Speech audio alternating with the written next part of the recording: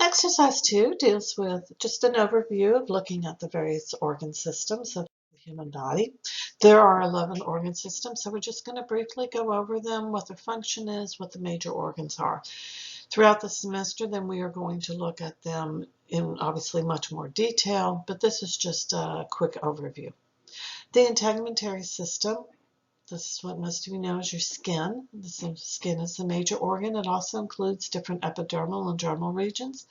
And it also, in addition to that, will include some of your sense organs and glands.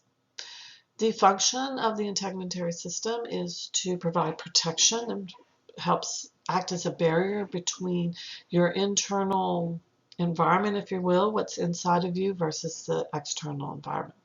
It's involved with helping to regulate the internal body temperature. It's involved with helping to produce vitamin D. It starts the process, and if you're wondering why you need vitamin D, it's very important for absorption of calcium.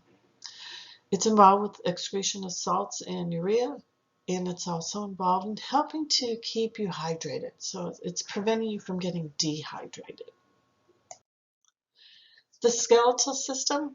This does include all of your bones, and it also includes the cartilage, tendons, ligaments, and joints. So it's going to be not only the bones, but how are bones connected to each other, how are muscles connected to the bones, and those joints, which are where at least two bones come together, and whether or not movement is allowed. Sometimes there is, sometimes there not.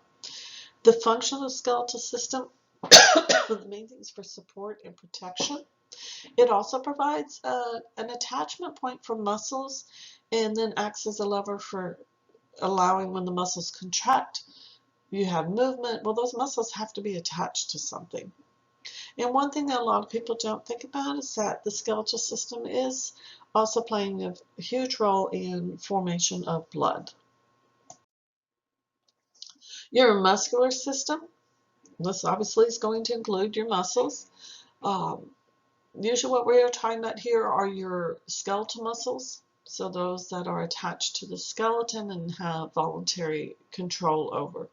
There are different types of muscles, which we will get into later. They do provide movement and also generation of heat, because whenever they contract, that's movement.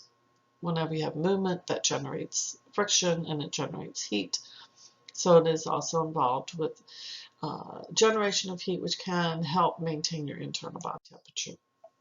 The nervous system is going to be composed of the brain, the spinal cord, all of your peripheral nerves. These are all the nerves that extend out from the brain and from the spinal cord that extend throughout the body. And it also includes the sensory receptors, which help you to pick up various stimuli. As one of the main functions is responding to those stimuli, whether it's cold temperature, pain, whatever it may be. And then the transmission of these electrical signals, sending it via the nerves to the brain or the spinal cord and then back. The endocrine system, this is dealing with your hormones.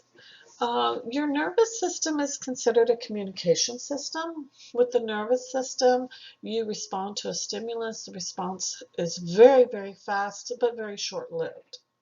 Your endocrine system is also a communication system.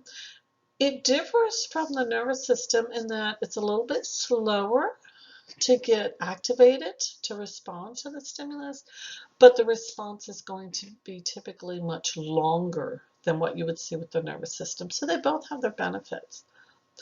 The major organs are going to then be your endocrine glands, such as your pituitary gland, your thymus, your thyroid gland, the parathyroid gland, the adrenal gland, the pineal gland, the ovaries or testes, and then the pancreas. The function is to help maintain homeostasis, this general equilibrium of balance within the internal body. It helps to promote growth and development, and some of the hormones are actually it involves the production of hormones, and then some hormones actually will stimulate other hormones. So it's kind of a cascade type effect. But the whole thing is to help keep this internal balance, keep you an internal stable environment, if you will. The cardiovascular system, the major organs are the heart and the blood vessels, as well as the blood. The main function of this is as a transportation system. It's going to transport nutrients throughout the body, oxygen throughout the body. It's also going to be transferring waste products away from the cells into like the urinary system to get rid of those wastes. It helps to transport hormones throughout the body. It's also going to be involved with antibody production, which is involved with your immune system. The lymphatic system, the major organs are your lymphatic vessels, the lymph nodes, the spleen, the thymus, your tonsils, lymphoid tissue. The whole function of the lymphatic system is that as especially with blood, as it's traveling through the circulatory system, when it travels through the capillaries, some of this fluid does leak out. It has to. It's providing those nutrients, gases, etc. But typically not as much fluid returns to the blood. And so you have to have a means of getting that extra fluid back into the blood. And there's other times where throughout the semester, we'll talk about how there may be fluid purposely leaked out. You've got to get that fluid back in the blood. You want to try to maintain a certain relatively stable volume of blood. How do you get it back in? How do you get this extracellular fluid back into the blood? Well, it's going to be by the lymphatic system. It's also going to play a role with your immunity and protection, with the what often people refer to as your immune system or your immune response, protecting you from infection. The respiratory system is going to involve your nasal passages, the pharynx, the larynx, the trachea, the bronchia, and the lungs. The whole purpose is for gas exchange. It is supplying oxygen to the blood, and it is getting rid of carbon dioxide, which is considered a waste product. It helps to maintain the acid-base balance also of the blood, which is very critical. It's maintained and monitored very, very closely.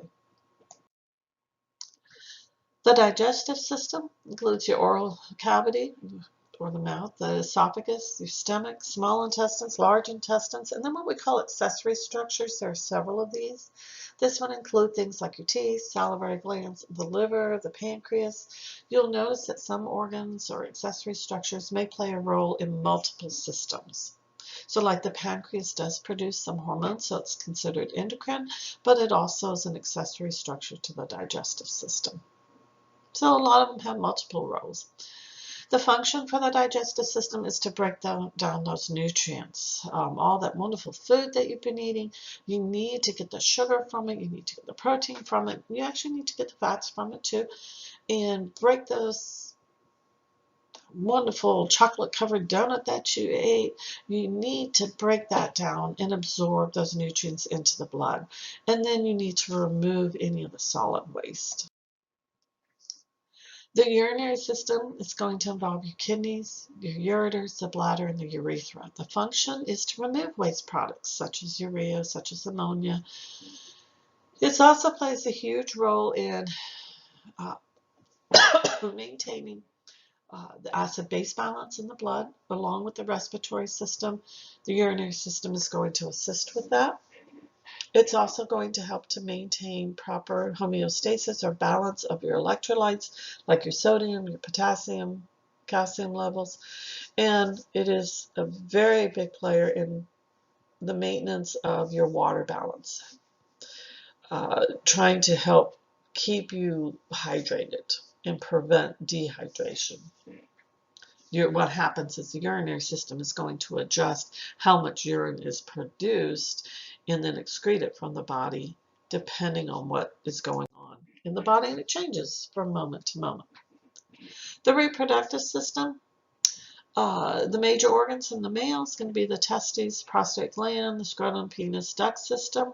And for females, it's going to be the ovaries, the uterine tubes, the uterus, mammary glands, and vagina. The function of both of them is production of what we call germ cells. These are commonly referred to as the sex cells, either the sperm for the males or the egg or ovum in females. For female, they also have the uterus, which its purpose is to maintain the fetus until birth. And then the mammary glands are also going to help provide nutrients, breast milk, for the developing infant. And so together it's for continuation of the species.